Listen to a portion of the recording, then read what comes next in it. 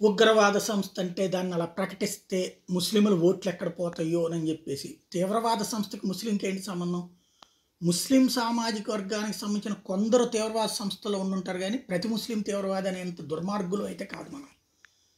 ఇక్కడ ప్రత్యేక మతరాజ్యం కావాలనుకునేటువంటి వాళ్ళు ముస్లిం మతంలో ఉన్నటువంటి కొంతమంది దుర్మార్గులు అయి ఉంటారు కానీ అందరు ముస్లింలు అట్లా కాదు. ఈ దేశంలో ప్రశాంతంగా బ్రతకాలని కోరుకుంటున్నటువంటి వాళ్ళు, అట్లాగే ఇరాను, ఇరాకు లేకపోతే అరబ్ దేశాలతో పోల్చుకుంటే చాలా స్వేచ్ఛ కలిగి ఉన్నామని సంతోషించే వాళ్ళు ఎక్కువ ఉన్నారు.